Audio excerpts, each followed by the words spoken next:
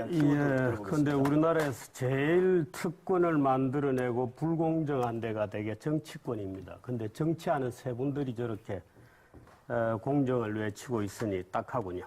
저는 법치와 자유를 공정의 기본 가치라고 봅니다. 지금 남경필 지사께서는 공유라 그랬는데요. 공유라는 말 속에는 남의 것을 빼앗겠다는 무슨 그런 뜻이 있나요? 그건 아니겠죠. 신뢰라고 하셨는데요. 신뢰라고 하는 것은 공정의 결과이지 신뢰가 있어야 공정이 되는 것은 아닙니다. 신뢰를 만들어내고 공정한 결과를 만들어내려면 법치와 개인의 자유가 제한받지 않아야 됩니다. 지금 노회찬 의원께서는 이게 나라냐고 얘기하셨는데요. 이게 나라냐는 노래 가사를 얘기하시는 것 같은데 그 노래 가사가 누구에 의해서 어떻게 작사된 것인지는 잘 아실 겁니다. 만일에 잘 아신다면 그 노래를 부르기가 어려워집니다. 그래서 저는 정치권이야말로 불공정을 만들어내고 특권을 만들어내는데 놀랍게도 정치권에 계신 세 분은 공정에 대해서 공부가 잘 안 돼 있는 것 같은데요. Justice as fairness로 기본적으로 공정이 정의가 됩니다, 원래. 공정해 한 절차라야 정의가 보장이 된다 이렇게 얘기하죠.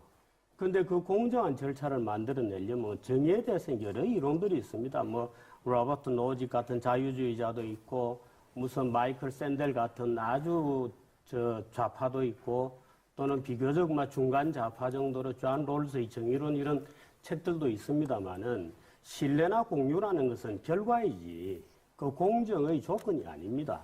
그래서 공정은 다릅니다. 공정이 되려고 그러면 법치가 되고 개인의 자유가 보장이 되어야 사회가 공정해지는 것이죠. 네. 그걸 지금 자꾸 우리는 잊어먹고 있는 거예요. 법안이라든지 자유는 저는 자유경쟁은 우리가 충분히 했다고 생각합니다. 자유경쟁 속에서 잘못된 집중을 어떻게 공정하게 나누느냐 이게 핵심이라고 어떤 봅니다. 집중을 얘기하시는 거죠? 지금 이번에 최순실 게이트에서 나타난 것이 결국 집중의 문제 아닙니까? 경제적 집중을 얘기해 보시죠. 어떤 집중이죠? 그걸 제가 말씀 안 드려도 설명이 필요 없을 것 같습니다. 아닙니다. 우리 사회는 지금 아직도 집중이 모자라다고 생각하시나요? 잘못된 경제 상식들이 굉장히 많고 심지어 강단의 교수들까지 거짓말을 계속 확대 재생산하는 구조로 되어 있어요. 예를 들면 요즘 시중에 유행하는 게 급여 소득자 사이에 1분위, 10분위 소득 격차가 엄청나게 벌어졌다고 걱정하는 주장들이 책으로도 나오고 많습니다. 아마 그런 것들도 의미하실 텐데 여기 우리 5명이 있잖아요. 그렇습니다. 우리 5명이 예를 들어 정규제가 1분위 제일 소득이 작고 우리 노원님이 제일 소득이 많은 순서대로 5명이 있는데 한 명이 새로 일자리를 얻었어요.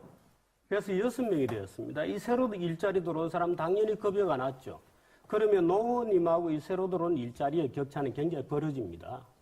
그런 통계를 가지고 마치 원래 1분이었던 사람이 가난해진 것처럼 속임수가 굉장히 많습니다. 서울대학교 모 교수가 말도 안 되는 통계를 가지고 거짓말을 해서 제가 몇 년 전에 거짓말이라고 명색대학 교수가 그래서 되겠느냐고 했더니 좀 조용해졌어요.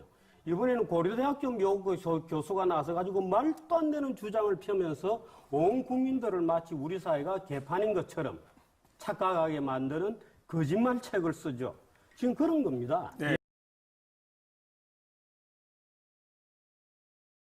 그 촛불 민심 뒤에는 뭐 주사파가 있다는 식으로 또 말씀을 하시니까 공정을 외치면 그 뒤에 주사파가 있는 겁니다. 제가 주사파라는 얘기 안 했는데요. 그 얘기. 이게 나라냐라고 하는 작곡자가 를 아시면 그 얘기를 못하겠다고 얘기하니까 바로 주사파라고 자백을 하시는군요.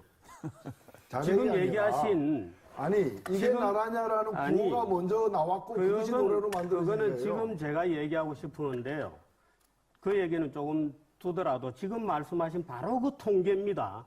그게 지금 전혀 잘못 알고 계신 거예요. 지금 94년에 비해서 쭉 떨어졌다는 거잖아요.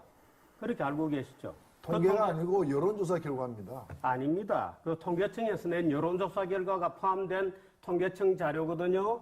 그런데 그 자체가 완전히 언론들이 거짓말로 쓴 겁니다. 언론에 계시면서 자꾸만 언론 그러니까 죄송합니다. 그래서 제가 언론에 있어서 죄송한데 94년부터 20년 동안 떨어진 게 아니고요. 94년도부터 2006년까지 엄청나게 떨어졌다가 지금은 2006년부터 2016년까지는 아주 플랫하게 가고 있어요. 그런데 언론들이 쓸 때 94년하고 비교해서 지금 엄청나게 떨어진 것처럼 거짓말을 한 겁니다. 아니, 그게 아닙니다. 2006년, 제가 마지막 통계는 2006년 차하고 비교한 겁니다. 아니, 그 통계를 따 돌아가셔서 아마 비서감을 잘못 정리해 주신 모양인데 제가 직접 정리한 겁니다. 새로 하십시오.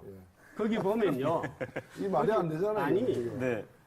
통계를 제대로 보셔야 되는 게 아니, 지금 2006년 네. 들어보세요. 헌법재판소에 박근혜 대통령 잠깐만요. 변호인으로 나온 분하고 그 같은 얘기하고 2006년부터 노 의원님하고 아닙니다. 이거 정규필님. 통계를 다 잡아야 됩니다. 2006년부터 2016년까지는 오히려 중간층과 상층부가 조금 늘어났다는 게 실제 통계예요. 아니 뭐 그런데 그 얘기는 다 밝혀보면 다 네, 그거는 그거는 정주필님, 자, 우리 김부겸 하지 의원님 마세요. 중간에 좀 말씀 좀 정주필님, 하시죠. 네. 지금 아니 아까 통계를 가지고 그렇게 장난을 치면 안 되죠.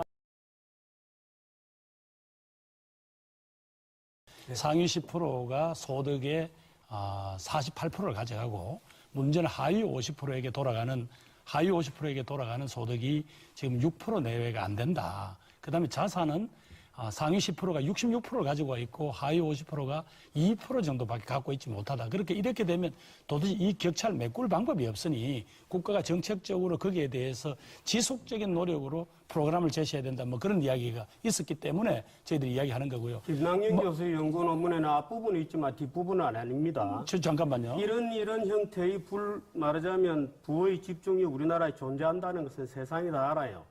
세상이 다 아는데 또 그 부의 집중이라는 게 전 세계적으로 보면 그렇게 거악스러운 것이 아니라는 것도 세상이 다 압니다. 그런데 문제는 그 뒷단이에요. 그래서 정부가 개입해야 된다는 거하고는 김남영 교수하고는 별 상관이 없습니다. 그러니까 그 두 개를 적당히 얼버무려서 얘기하시면 안 돼요. 우리가 이걸 어떻게 그럼 불평등을 어떻게 해결할 겁니까? 경기도지사 자리를 누구하고 공유하십니까? 하고 있습니다. 더불어민주당 출신의 부지사하고 공유하고 있습니다. 권력을 공유하고 지사가 있습니다. 어떻게 부지사하고 권력을 공유합니까? 그러니까 그 생각이 대통령 자리를 공유하시겠어요? 공유해야 됩니다. 그걸 위해서 지금 연정과 협치를 얘기하는 거 아닙니까? 대통령 혼자서 다 하다가 그거를 최순실한테 주다 보니 최순실 사태가 벌어진 거 아닙니까? 그래서 권력은 공유하고 이 검증을 받아야 깨끗해지는 겁니다. 권력은 공유하는 자리가 아니고요. 공유를 하게 되면은 책임을 누가 질 것인지가 불명료해져요. 그 책임도 그래서- 나누면 됩니다. 아니 그러니까 책임 안 지겠다는 얘기하고 비슷해질 수도 있는 아닙니다. 겁니다. 그렇지 그게. 않습니다. 지금 그래서 권력은 경기도에서 그 하고 책임에 있는 따라서 엄격하게 하는 것이지 적당하게 얼버무릴 것이 아니죠. 그렇지 네. 않습니다. 이건 공유와 투명성 이걸로 해결을 해야죠. 무조건 한 사람이 다 움켜쥐고 내가 카리스마로 가겠다. 이런 시절은 이제 끝났습니다. 네, 이제 정치인들에게 물어보시죠. 네, 잠깐만요. 권력을 공유하실 공유 겁니다. 가지고 싸우니까 탤런트 공유 씨가 아침에 이 토론 보시다가 깜짝 놀라실 것 같습니다. 권력을 공유하는 게 민주주의입니다. 그렇습니다. 예. 그건 뭐- 아니죠. 그건 법에 정해져 있는 그러니까 절차를 지금 의미하는 말씀대로 것이지. 하면 국회의원도 한 명 있으면 되는 거예요. 대통령도 한 명 있으면 되는 그것도 거예요. 네. 없죠. 그러니까 이게 그게 나라냐라고 독재죠. 사람들이 묻는데 이게 대통령은 한 나라다라고 명이고 답하는 건 국회의원은 여러 똑같은 거예요. 명입니다. 네. 대통령은 한 명이고 국회의원은 여러 명이에요. 그거는 조직 원리가 다르기 때문입니다. 대통령은 민주주의에 의해서 선택되지만 고도의 책임을 지기 때문에 한 명이라도 되고요. 국회의원에게 주어져 있는 책임의 범위는 대통령이 지고 있는 책임하고 다릅니다. 그래서 여러 명이 있는 거예요. 네, 그게 자, 다 원리가 다른 정치 안 겁니다. 하시는 잠깐만요. 3%. 국민 대다수는 뭔가 하여튼 대한민국 사회는 공정성 수준이 낮다 이렇게 나왔거든요. 그 정기재 의원님, 그 이제 유튜브 같은 데서 정말 이제 인기 진행자시잖아요. 저 이런 통계 자료에 대해서도 어떻게 우리나라는 지금 어떻게 된 일인지 주관적 평가는 굉장히 나쁘게 나옵니다. 우리 자신에 대한 어떤 네. 종류의 평가를 물어도 우리 국민들은 지금 자신감이 없고 실망하고 분노해 있어요. 그래서 거의 모든 분야에 있어서 주관적 평가는 세계적으로 거의 최하위 수준을 기록하고 있습니다. 그런데 실제로 객관적 평가는 그렇게 나쁘진 않아요. 네. 예를 들어서 우리 사회는 부패했느냐고 질문을 하면 거의 대부분의 국민이 부패했다고 얘기했는데 당신이 돈을 준 적이 있느냐 이렇게 물으면 돈 준 사람이 거의 없습니다. 이 갭이 굉장히 있죠. 그래서 정치학계 교수들이 공정과 관련해서 저런 주관적 평가를 했다는 것 자체가 저는 참 웃기는 이론적 토대를 가지고 이거는 국민 만들어내는 여론조사입니다. 국민. 그러니까 네. 정치학계가 그런 국민 여론조사를 했다는 것 자체가 저는 정말 참 웃긴다고 봅니다만은 지금 문제는 방법입니다. 우리 노 의원님께서 얘기하시는 거나 김부겸 의원은 두 분은 그래도 정치계에서 깨끗하신 분들이죠. 근데 사실은 두 분이 얘기하는 그런 것을 그러면 어떻게 해서 공정하게 되느냐? 지금 뭐 학교 입특례법 정유라 얘기 이런 거 했습니다만은 체육 특기생들은 거의 다 그렇습니다. 원래가 지금도 그래왔고 우리 국민들은 금메달 따면 환호하지만 대부분의 금메달이 그렇게 만들어지고 있는 것이죠. 근데 그것을 그냥 이때까지 모른 척하고 갑자기 무슨 정유라 사건이 튀어나온 것처럼 얘기하는 것도 약간의 잘못된 생각들인데 문제는 방법론이죠. 그러면은 애들이 졸업하고 정말 좋은 교육을 받아서 졸업하면 정말 손에 뭔가 직업을 질 수 있고 이런 사회를 어떻게 하면 만들어질 수 있느냐는 방법론이 문제잖아요. 맨날 개탄만 하고 있습니다. 맨날 개탄만 하면서 국회에서 법 만드는 거 보면 거꾸로 가고 있어요. 국회에서 모든 직업을 다 차단하고 있습니다. 서비스업 발전법 다 차단하고 있어요. 내수 진작에 관한 수도 없이 많은 법안들 국회에서 모조리 차단하고 있습니다. 지금 예를 들어서 이번에 촛불 얘기했습니다만은 촛불 와중에 김영란법 설설설설 없어진 거거든요. 아까 남 지사님 좋은 얘기 하셔서 우리 사회에서 제일 엉터리가 개혁돼야 될 곳이 어디였느냐? 국회, 그다음 언론, 검찰, 노조 이런 것이었잖아요. 근데 이번에 보면은 이 4대 세력이 연합해서 대통령을 타도해버렸어요. 대통령을 탄핵한 건 누구냐? 언론이 계속 과장 보도로 엄청나게 부풀리고 검찰은 무소불위의 그야말로 아까 특권이 있다고 했습니다만 무소불위의 권력으로 수사를 해댔겠죠. 정유라 같은 애는 지금 적색수배입니다. 무슨 빈라덴입니까? 근데 무소불위의 엄청난 법을 가지고 폭력처럼 휘두르고 있어요. 그 언론들, 노조 판 깔았죠. 이번에 촛불 시에 돈까지 다 냈죠. 이렇게 해서 국회, 언론, 노조, 검찰이 대통령을 탄핵해버렸습니다. 그래서 저는 우리 사회는 이거 정말 안 되겠다. 예. 이거는 공정사회로 가기는 멀었다. 왜? 개혁되어야 할 세력들이 오히려 지금 전부 승리자가 되었거든요. 이거는 안 되겠다고. 네. 아니, 보십시오. 그래서 그걸 지금 그것 때문에 오히려 젊은 애들이 일자리 맡고 있는 거는 말하자면 노 의원님 같은 분들이 그런 법들을 맡고 있어서 그런 겁니다. 예를 들어서 보세요. 그러면 젊은 애들 일자리 지금 걱정들 굉장히 많이 하시죠. 젊은 애들 지금 청년 실업이 로켓처럼 올라가고 있습니다. 왜 올라갑니까? 언제부터 젊은 애들이 이렇게 일자리를 못 구했습니까?